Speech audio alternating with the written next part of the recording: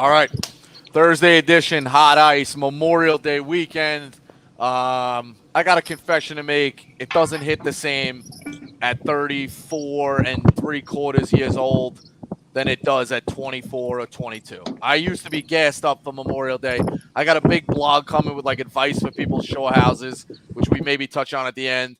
But nonetheless, great weekend for baseball. Carl on location. It looks like I know he's got something going on. So let's get to you, Carl. What is this, guys? Do we like this? Wow, big time. Do we like this? Yes. I can't. Very fire. We got it. There it is. Barstool Chicago Golf, fellas. It's live. We got a bunch of merch in the store. I've been asking for this for like, I don't want to complain. It's just like, hey, it'd be nice. Let's do some real nice merch stuff. And so, dude, our merch team's unbelievable. They came out all gas, no brakes this winter, put a drop together. We're out finally on location, filming some stuff, getting some promos cut. Very, very, very excited. If you're a golf person, please come support the Barstool Chicago Golf brand. That's like a little crossover promo, Rico. Thank you for letting me do that promo. Always. The other thing, too, I'm out of office, bro. I fucking want to bet last show. You need me. I'm on vacation, okay? No, Carl, don't sell yourself short. You won 2 bets. That's right. He did. Right, so thanks. yeah. So I think Sweet. Ev, didn't you didn't give it out on the show, but you went against him, and you were like, you know what, guy needs a win.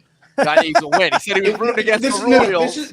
This is how much of a team player I am. I had the Royals plus 180, and they come back and score like 5 runs to take the lead, and I'm still in the group chat. Carl, caps, exclamation points. Carl. And I lost a plus 180 on that. That's how much of a team player I am. My guy needed to get off the schneid, and you did it. You're here. You're back. You're all the way back. 2-0.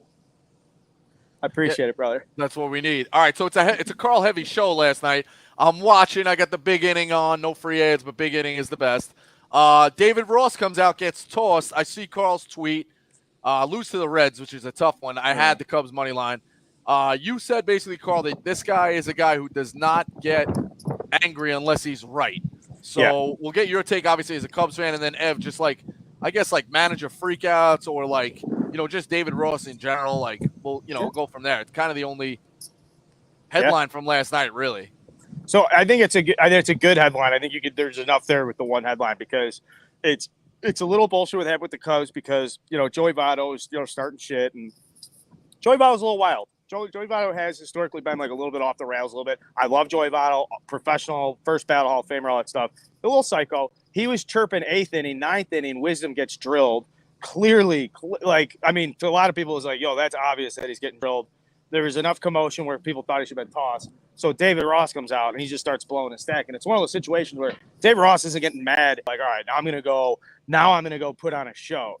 David Ross is literally trying to keep the vibes positive. Nobody too hard on themselves. Like, it's a long season, long game, 27 outs, all that stuff. And like, that's his mantra. Like that's the guy he is. So if he fucking blows his shit, it's because he's like just a super competitive guy and he has a tendency to lose his mind, but he won't get to that point unless he thinks he's getting fucked. And that's just like a fact. Anybody who's watched this dude from when he came up with the Dodgers to now when he's managing with the Cubs knows that fucking in their heart of hearts that he just doesn't do that. So it's crazy. Makes sense. Ev, what was your takeaway? Mad. I mean, I'm with Carl. I can appreciate a guy who like is a very like level-headed guy who gets fired up. I think that always fires me up even more. Like when you know like he's not put on an act, he's usually a super mellow guy, and then you freak out. Like I remember like way back in the day, like as a kid, like it was very, very rare.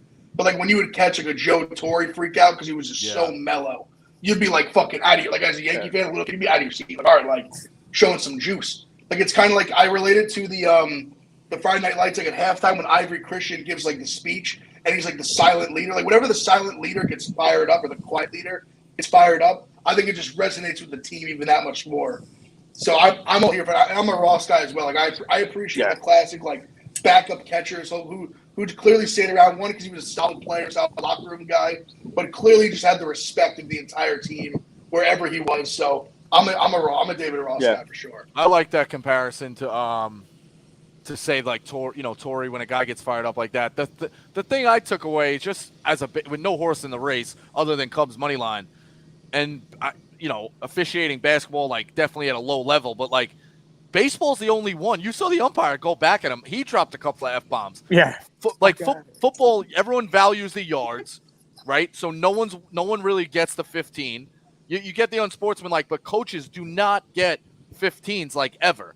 They're chewing their ear off, and the ref will kind of quietly say something, but it's mostly like, don't engage. Referees in basketball not really engaging a lot. Like, they're eating it, and they're saying, hey, be quiet. Baseball, like, two guys are right at each other's face. Like, these guys are giving it back, too. It's an interesting dynamic when you talk about the officials of sports. It's the only one where they really kind of give it back. Yeah, I think it's because they have to be like the ushers and the stewards of the game. And if you think historically, I'm gonna give you a little knowledge here. In 1901-02, when they started the American League, when the teams broke off, they had the American League. The selling point against the National League that the American League put together was, listen, these aren't going to be rough and rowdy games. We're going to pay umpires. They're going to be competent. We're going to pay them well. We're going to protect them. Like the old National League at the turn of the 20th or at the turn of the 19th century would be just fucking, people would be getting fights and beat the shit out of these people. So there's like this inherent thing of like being an umpire, like you're not taking shit from these guys. And it's not about like, it's historically because these guys have been like treated unbelievably bad historically. So like just the culture of being an umpire in Major League Baseball is like, dude, that's your game. Like those are the players, but that game doesn't, you have to run that game the way you run that game. You're the alpha male on the field. Doesn't matter. Little history lesson. Makes sense. Ev, I mean, that. It's the only one where they go at it, right? I mean, yeah. I mean, in basketball, you see they're just like tee them up. Yeah, exactly. What about hockey? I don't know enough, to be honest with you. You know what I mean? Maybe we'll get Whitney involved or like text him or something like that. But it doesn't. I think they're on ice. They don't really. See, I feel like yeah. And you got to think in hockey, like think about in basketball, like these guys will run on half court. Like in hockey, you can't really do that. You're just like on the bench. Like football, same Right. thing. They're following the guy up and down the fucking sideline. Like you can't do that in hockey. Yeah, and like hockey, I'm with you, I think Rico. that I don't know hockey crazy well, but just from like a logistics standpoint, they don't really. And also in hockey, like I think just in general, there's less like calls made. Rico, I got one for you. Go ahead. Well, real quick, Rusty Wagon is weighing in on the chat and says hockey players 100% chirp refs. So, all right, I guess. Oh yeah, no. I don't think they don't chirp them. I was thinking it's more in coaches. the engagement, 100%. I was thinking more backwards? coaches. All right, who's more at risk? You know, because like if the team's mad at the official, right, and it's like, hey, let's get back at him, right? Paul Crew threw a football on a groin at an umpire in the NFL Twice. But what about like MLB when you cross up the umpire on purpose? You know, and like they pretend like they're crossing him up, and it was like, oh, I thought he was throwing a curveball. He throws a fastball, smash in the face. Or hockey, man, they'll catch you, right? What if you send Char out there looking to drop a shoulder? I feel like that's tough situation. Yeah, Maybe a little slap shot goes away. I've seen there's those videos that you shouldn't do that. The catcher just moves out of the way and hits the guy square in the face and he walks off. That's not really where it goes. I will say this. I mean, shout out to my dad. My brother's team was really bad in basketball once, and the guy kept pressing, and the guy's yelling. They're up 30. My dad tells my brother, throw a pass to the guy on the wing. Oh, throw it over his head, try to hit the coach in the face. He tells him. Fire a chest pass, try to hit him in the face. So shout out to my dad. My dad also used to steal signs from fucking in Little League and tell my brother in All-Stars and stuff like that. Like he'd be down the right field line, he'd watch the guy go into the third base thing and be like, he stole my fucking signs again. It's like, dude, nobody's changed the belt buckle to bunt. Like, change it up, man. I'm not really stealing them if you're fucking giving them away. So that's great. The other thing, the last one on this, you guys a blue guy or you guys an ump guy? I don't really like blue. When they're like, hey, fix the zone, blue, or you're missing that one, blue. Are you guys going ump or are you going blue when you're yelling them out? Go ahead, Carl. Yeah, this one's easy for me, and this is just like an old Lou Piniella. I call him Jerry. They're all Jerry to me. And this is how it sounds. I'll be honest with you guys. This is a really nice fucking place. I'm gonna get kicked out. I'll be banned for life from one of the nicest clubs in Chicago. They go, hey, come on, Jerry. Come on, Jerry. I kind of like that. Just never calling him the right name. I love that. Just everybody's the same name. And the story goes, Piniella, that's what Lou Piniella would call the umpires.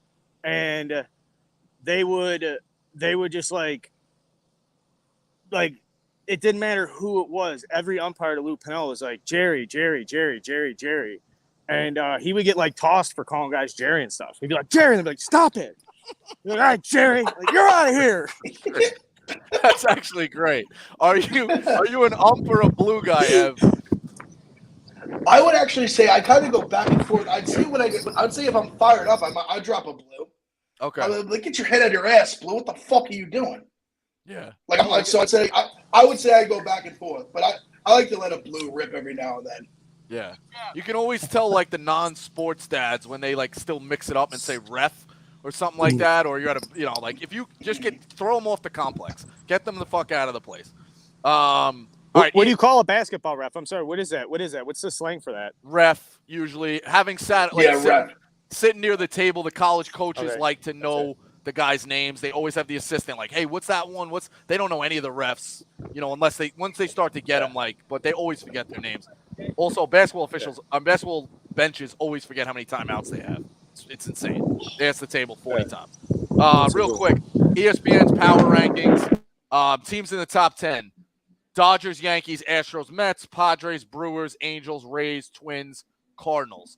The second 10, Giants, Blue Jays, Red Sox, White Sox, Braves, Phillies, Guardians, Marlins, D-backs, Mariners. Real quick off of that, two teams that you think you would say the most confident, one out of the top 10, one outside the top 10 to make the World Series. Like if you had to pick today. I'm gonna tell you right now, we talked about it, they were struggling. I think the Astros right now are like very, very confident. I think they cruised through that division. They got the bats. They've been there. I know everyone hates them. I think the Astros are the most confident, and the one I take a flyer on, I know it's weird because it's the same league, but like the Blue Jays, I still think the Blue Jays can figure it out. They have the guns as well. I would take two of those from the American League. You asked me who's going to rep them. Yankees are playing great, but those would be my two picks from the AL. Ev, who do you like in the top 10 and kind of outside the top 10 of a floater? Obviously this is such a chalk answer, but it's in the top 10. It's hard to not say the Dodgers. They're just it's obviously it's so chalk, but it's like they just have the pitching, like they have the hitting, like they just have everything. They're there pretty much every year. The bottom 10, give me refresh me on the next 10. Yeah, Giants, Blue Jays, Red Sox, White Sox, Braves, Phillies, Guardians, Marlins, D-backs, Mariners.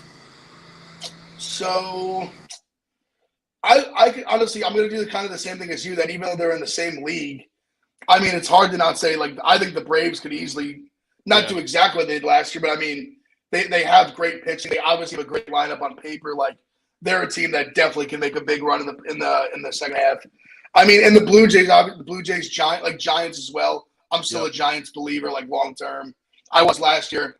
I obviously dropped a few NL teams there, but I would agree with the Blue Jays are going to start playing better as well. I would agree. Poopy Stinks' cousin Rico has been making that Blue Jays bet for years. It's only been 2 years. Relax, buddy. Carl, who are your two picks? Would you say? I'm getting chased down by the lawnmower, guys. The noises are so loud. I don't want to compromise the production here, guys, but it's critical. You guys know I get this message out here. I know White Sox Dave, is like a classic arch rival of mine. He's not really. I like the White Sox here. I like the White Sox outside the top 10, and then inside the top 10. And again, I like the White Sox. Those top two pitchings, Kopech and Cease. Those top two guys, bro, I'm sorry. I know that everybody else is very good. If those guys are cruising along, they are as unhittable as anybody who takes them out of Major League Baseball. So, those guys get going. It's not just do they have the pitching? They have the best 1-2 pitching if those guys are going. And that's my opinion. When those two are at their absolute best, if you see them, it's 100 miles an hour at the sharpest stuff. They don't get hit. So that's the one thing. And then inside, I'm saying fucking Yankees, bro. What's going on here? It's just as easy as that. Nestor Cortez was put on this earth to win 7 championships. He's like Andy Petty. He's like Andy Pettit, Posada, Bernie Williams, and fucking Tino Martinez all rolled up into one just greasy fucking Yankee lefty. And I like him. Beautiful stash. Beautiful stash. Something's going wrong, man. I'm getting soft in my old age. I'm talking about Boone. I'm praising Boone. We're giving out Judge in the hit parade. I'm getting soft. I need Jeffrey Mayer to come back as a fat fucking father with his son to reach over the fence and we restart the hatred. I'm getting soft. Hope so. I don't like it. All right, dogs of the day. I'm going to do something I usually do. Not a lot of huge ones out there. I'm going to move the line to the Rockies -1. I know Ev's worried about this on the road. They just fucking hit. It's Patrick Corbin. He's 0-7. He's got a 6.6 ERA, 5 home runs allowed in his last 2 starts. Give me the Rockies -1 plus 140. Blackman hits him. McMahon hits him. Crone hits him. Hitters Park Rockies -1 plus 140. Ev, who do you got as a dog? So, like you said, there's not a lot of great dogs today, so I feel a little cheap going with this one. It's only plus 105, but there was a lot of just pick 'em type That's games on the fine. board. It There wasn't happens. not a lot there. I didn't love any of the plus 150s today. So I'm taking the Rangers tonight. That's Texas who I Rangers wanted plus to take. 105. I Martin like Perez that. back on the mound. Off, I believe he threw a complete game shutout. It's like had an unbelievable start. He pitched really well. The Rangers, the bats have started to wake up. They had a nice win in Anaheim with the Angels last night. I like Simeon start like some of the big money they paid out, like Simeon and Seager. They haven't had great starts. I think just the last week or so, they're starting to hit a little bit more. I think they're going to start catching their stride here. So I like the Rangers tonight plus 105. 2 nights ago, I gave out the Rangers. I liked them. They lost by 1 run on Syndergaard after coming back last night. Also, I'm glad you just reminded me of that too. They've been in so many close games. Them on the reverse run line, like his dog, plus 1.5. They're 21-11. Wow. Plus 1.5. I think it's on the road, I believe. So they've lost a ton of close games. They've been right there. They're right there. Turn around. It's got to turn around. Carl, you're the hottest guy on the show. Who do you got for a dog? I mean, who do you think I'm taking? I'm riding the Diamondbacks. If I've learned anything from Evans, when it's hot, they're good to me. I'm 1-0 on them. I'm taking the Diamondbacks, dog of the day, plus 160. Yep. Okay, you got them up to 180. That's good. I saw 180 this morning. It's in that range. Yeah, 160, 170. That's great. Yeah, I like them a lot. Chase Field, balls flying out today. You got a lot of runs down there. Do I like it as a best bet? I was like, I don't like the over as a best bet. I actually like the Diamondbacks again. Momentum hot. They're a sneaky good team. We're going to be talking about the Diamondbacks in August. How are they still 500? Yeah, I mean, we just talked about the power rankings, right? I know it's not great, but they're 19, and the Diamondbacks are supposed to be trash. They're moving their way up. They're a respectable team. And if you ride them till they buck, I mean, we've been doing it with Aaron Judge for the fucking 3 months. And then he went up for 5. Right. Exactly. Yeah, well, listen, we're going to keep riding him, bro. We're going to keep riding that guy. He'll be back. Yeah, he's still got some skin on there to whip. I'm going to take best bet. I'm going to take 8 out of 9. I got to say that. I'm 8 out of 9. I'm going to take the Braves minus 120. Aaron Nola, 1-4, 3.96 ERA. Acuna, 379, 3 home runs against them. Riley, 370, 3 home runs. Ozuna, 286, 3 home runs. Duvall, 281, 2 home runs. They're going to take this guy fucking deep. I actually would love to see, share it at me, a parlay, 2 Braves to hit a home run. Pick any of them. I think they fucking smashed Nola. They've been smashing Nola. They're going to go against them. Braves at home. They've been scoring runs at home. Braves minus 120. Weird line. I actually think I'm a sucker on the line, but I'm going to ride with it. The Braves are hot. Carl, who's your best bet? Yeah, we have the Patrick Corbin over thing we like to do, but now I'm going to introduce the guys that are 2 and 3 on that fucking list. When you see the name, you pound the total over. It's Michael Wacha. It's Dallas Keuchel. Fortunately, these 2 motherfuckers are pitching against each other today, folks. We're taking the over in the White Sox-Boston Red Sox game. 9.5, a battle of Sox. White Sox Dave's on location, I believe, for Barstool at the Park. You don't put that guy in the stands without fireworks. I'm telling you, something happens. Something's magical when he gets down there. I'm taking White Sox, Red Sox over. That's a best bet. Very confident best bet, I should say. Nuclear warfare best bet. Confidence level. Love it. Ev, best bet. Well, I'm glad Carl highlighted the Patrick Corbin fade because that's basically what I'm doing. I'm on the Rockies. That's over 8. That's what I'm on today. I mean, Corbin's just been getting absolutely smoked. The low. I almost feel the same way as you, Rico, where it's 8, and I'm almost scared. I think it's actually went up to 8.5 now, but I got it at 8. Just Corbin's just been getting absolute torched. I like the matchup with Marquez. He hasn't pitched great for the Rockies this year. ERA up pretty high. I think in even the 6s going on the road. So going to Nationals Park. I think the Nationals hit a little better at home. They actually had a nice win over the Dodgers yesterday. It was only a 1-0 game. I think we get some fireworks in that game. Over 8 Nationals Rockies. Yeah, it's also not like a cross-country type trip because they were in Pittsburgh yesterday. So Pittsburgh to Washington, they're already acclimated, in rhythm, not too much of a flight. I kind of like the Rockies. Plus, Rockies scored 5 runs yesterday. That over was easy. Real quick, hit parade, I'm on C.J. Cron. MVP of the league. He's hot. I know we worry about him on the road. Hitters Park. We're going to crush Corbin. Give me C.J. Cron. Ev, who are you putting in? I said I like the over, and I like the righty-lefty matchup for him. I'm on Juan Soto. Okay. I know he's going to not an amazing start to the year, but I think just a good matchup. The righty-lefty at home. I think he gets a base hit for us here today. He'll get hits. Carl, who are you putting in? guys. Sorry, battle of the elements, battle of the winds. Not going to stop me from telling you. I absolutely love Jed Lowry today. Jed Mets Lowry. enemy. I mean, I'm telling you guys, Jed Lowry with the Oakland Athletics, a little slow. Hot. I think he's hit 5 or 6 last game safely. Average is climbing. Is slugging 770 over his last 5 games. It's a good matchup for Jed Lowry. Experience. I like Jed Lowry. Big. Yeah, he fleeced the Mets. The Mets. But it's good he's having a career in Oakland, so I'll probably make the All-Star team. Who the fuck knows? Extra innings, real quick. We'll get in the holiday spirit. One tip or one, like, hot take you have for Memorial Day barbecue etiquette or hot like, does potato salad suck? What's your thing? Here's my move. I think it's a vet move. Get a dog when they're grilling and, like, what do you want? Take a burger and a dog on your first trip. The guy's going to make 40 of them anyway. Always. If you're around. Give me a burger and a dog. Save me the trip. That's my move. Ev, what's yours? Mine's a big one. So drinking, you're going to be drinking all day. You got to pace yourself the right way. You got to know. And listen, this is a guy. You're going to hit it hard all day, but you got to know. You got to pace yourself in that sense. So you got to drink throughout the day. Then around that dinner hour, take like an hour off. So like have your hot dog, have your beer, maybe even just have your hot dog, have your burger. Maybe just sip a beer. I'm a liquor guy, so I'm going liquor pretty much throughout the day. So you got to know how to pace up there because you got a long night ahead of you. Those shore nights, they go to 3, 4, 5 in the morning. Or shout out Tommy Cheeseballs. This night might end until 9, 10 o'clock in the morning. Who knows what's going to happen? Pace yourself the right way. You don't want to be the guy that gets hammered drunk, falls asleep at like 8 o'clock. And all your boys wake up the next day. They're telling stories, all this crazy shit that happened, and you were the sad sack asshole that got too drunk during the day and didn't make it out at night. Don't be that guy. Yeah, you don't want to lose, the buzz as well. I think I'm gonna give you a tip: 8-ounce waters. You don't need the full bottle. Just pop a couple little poppers here and there every once in a while. Little like nips of waters. Yeah, big nips. Carl, your Memorial Day weekend, you've been around a bunch of barbecues. Hot take, tip. What do you got to close out the show? How's my audio? Okay, I'm inside a shelter here. You look like you're Blair Witch. I love it. I mean, we're just trying to get the audio levels here because the tip I'm about to give you guys is very important. It's kind of a confession. It's more just like a tip. If it's Sunday night on Memorial Day, you're gonna want to get loose. If you go out on the boat with the boys,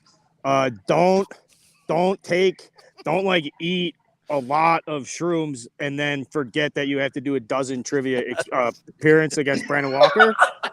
I knew exactly where it was going. And then people go, dude, you're drunk, you drunk animal. I was like, I was literally like, my computer was melt. I was like, it was the weird. The last thing I wanted to do was trivia, and the text messages start blowing up and the phone's vibrating. I'm like, man, the phone feels good when it's vibrating, right? It's just like, oh fuck.